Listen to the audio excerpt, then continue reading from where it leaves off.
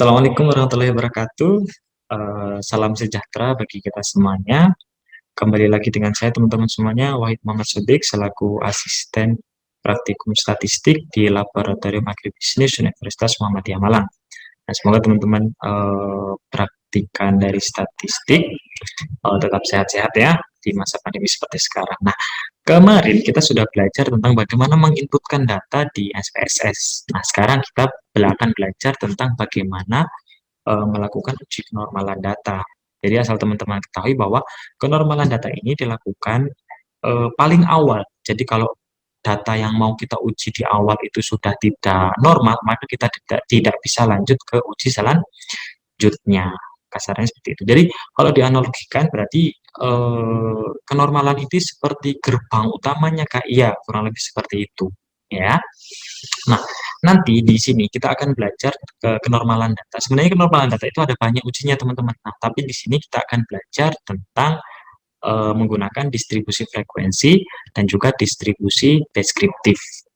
Ya, nanti silakan diperhatikan. Nah, saya rasa untuk teorinya sudah diberikan oleh Pak Zul ya di kelas. Jadi di sini nanti kita akan langsung praktek saja, kurang lebih seperti itu. Nah, di sini saya sudah punya kasus teman-teman semuanya. Saya tunjukkan kasusnya ya. Oh, maaf, ini dari bawah. Nah, kasusnya seperti ini. Misalkan ada data seperti ini, ada nama, ada kelas, ada nilai UTS, dan UAS. Nah, kemudian contoh kasusnya, uji dan buktikanlah apakah data nilai UTS dan UAS itu berdistribusi normal atau tidak. Nah, kenapa yang diuji itu hanya UTS dan juga UAS? Perlu teman-teman ketahui bahwa yang dilakukan uji kenormalan data itu adalah data-data yang bersifat numerik. Kalau data-data yang bersifat string atau bersifat huruf, nah di sini kita tidak perlu melakukan uji kenormalan data. Seperti itu. Nah, kurang lebih seperti ini. Nah, sekarang saya sudah memasukkan data tersebut ke SPSS, ya. Saya sudah memasukkan data tersebut ke SPSS. Nah, kurang lebih jadinya seperti ini, teman-teman. Ya. Nah, sekarang kita coba keluarkan outputnya. Eh, Bagaimana data nilai UTS dan UAS ini apakah memiliki atau berdistribusi normal atau tidak. Nah, cara atau langkahnya yang pertama adalah teman-teman silahkan klik bagian analyze. Ya, silahkan analyze, kemudian deskriptif statistik. Kemudian ini kan ada banyak nih, ada frekuensi, deskriptif. Nah, silahkan dipilih yang bagian frekuensi. Ya. Nah, di sini seluruh variabel yang punya kita di data view itu akan muncul di bagian kolom samping kiri. Ya.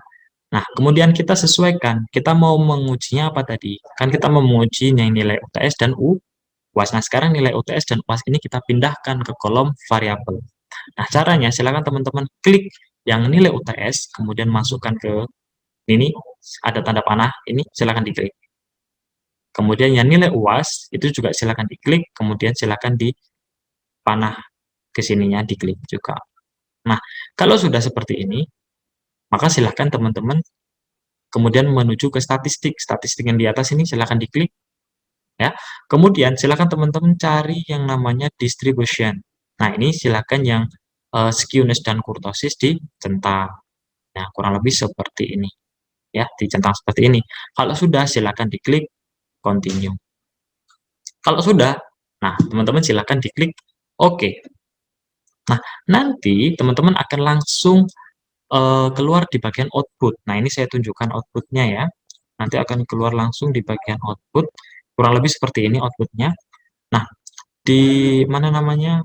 Di outputnya yang frekuensi, di sini ada judulnya, tentu ada frekuensi tadi ya, kemudian ada notnya, kemudian ada statistiknya atau tabel ini. Nah, ini nanti yang akan kita gunakan, teman-teman. Nah, kemudian ada frekuensi tabel.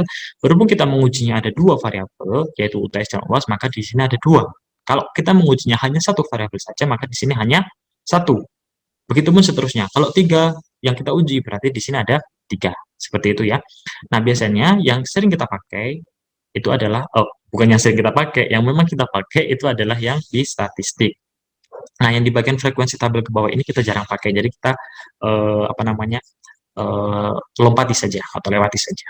Nah, kurang lebih seperti itu. Nah, teman-teman di sini bisa dilihat bahwa cara bacanya kurang lebih seperti ini. Ini kan untuk nilai UTS. Jumlah data untuk nilai UTS itu sebanyak 25. Begitu juga untuk yang nilai UAS 25. Berarti jumlah data kita atau N kita itu sebanyak 25. Tidak ada data yang keliru ya. Kemudian perlu teman-teman ketahui bahwa untuk melakukan uji kenormalan data menggunakan skewness dan kurtosis atau frekuensi, kita harus menghitung lagi. Nah, setelah keluar output, outputnya seperti ini, ada nilai skewness dan ada standar error of skewness. Nah, ini harus kita bagi teman-teman. Jadi, misalkan di nilai UTS ini, ya, ada nilai skewness-nya atau skewness-nya 0,003. Nah, kita bagi dengan standar error of skewness-nya 0,464. Nah, nilai itu tadi yang akan kita bandingkan dengan nilai plus minus 2. Ya. Oke, saya coba langsung ke interpretasi ya teman-teman semuanya. Saya coba masuk ke kenormalan, kemudian saya coba ke bawah. Nah, interpretasi saya sudah siapkan tadi. Interpretasi yang pertama di sini kita menggunakan distribusi frekuensi. Ya, kita menggunakan distribusi frekuensi. Nah, syaratnya teman-teman, data tersebut dikatakan berdistribusi normal atau normal itu ketika ya syarat normal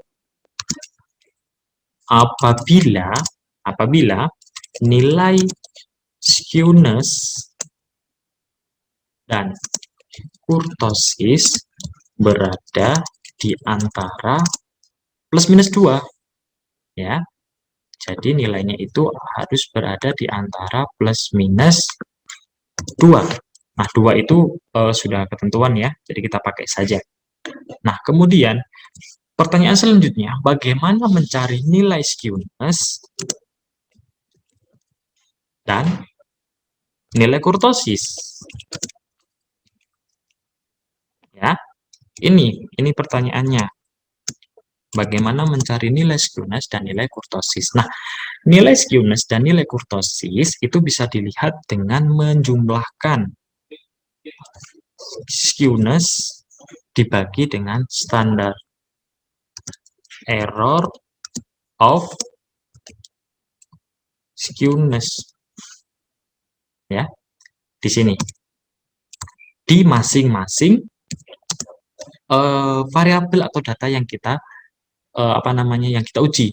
Jadi misalkan kita ada satu variabel yang kita uji, berarti kita hanya menguji atau menjumlahkan nilai skewness dan kurtosis sebanyak 1 kali. Tetapi kalau kita nanti mengujinya 2 kali, maka kita akan menjumlahkan nilai skewness dan kurtosis juga 2 kali di masing-masing variabel tersebut.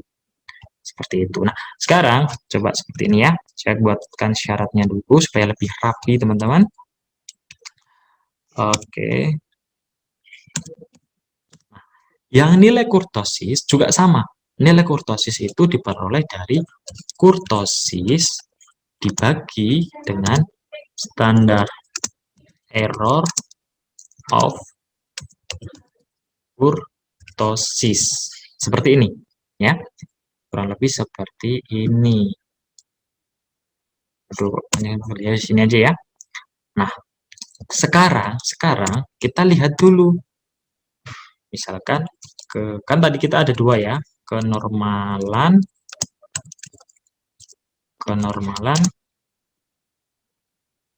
apa tadi yang pertama? Nilai UTS. Nah, saya copy saja ya dari atasnya ya, nilai skewness sama kurtosisnya supaya kita nanti langsung masukkan. Nah, seperti ini.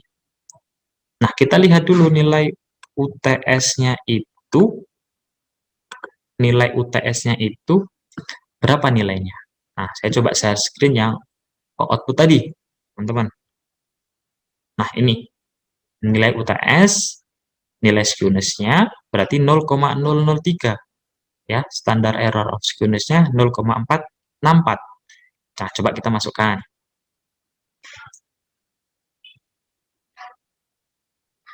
Ya, 0,003 dibagi 0,464. Nah, itu berapa? Nah, sekarang teman-teman bisa dihitung. Nah, di sini saya sudah menghitung nilainya adalah 0,0065 ya, nilainya itu. Sekarang kita coba lihat nilai yang UTS untuk yang kurtosis. Kita lihat nilainya berapa ya. Saya share screen lagi. Nilainya minus 1,081 dibagi dengan 0,902 ya. Masukkan minus 1,081 dibagi 0,902 ya kan. Nah, itu hasilnya teman-teman, saya juga sudah menghitung, hasilnya adalah minus 1,1984.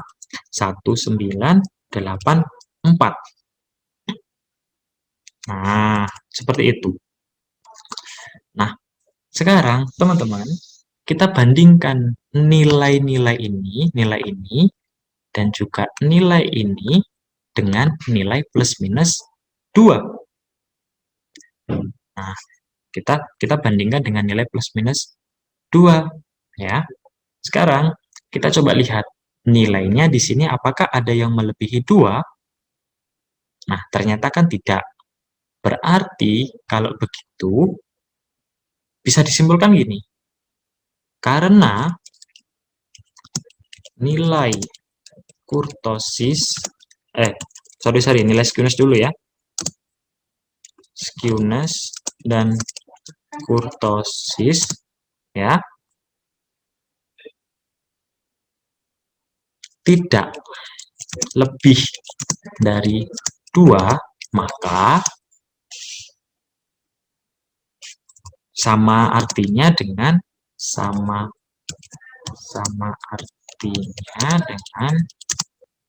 berada di antara plus minus 2. Ini saya kopikan di sini ya. Berada di antara plus minus 2. Nah, sehingga kalau disimpulkan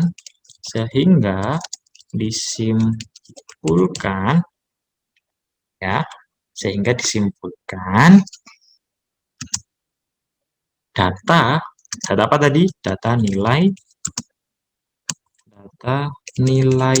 UTS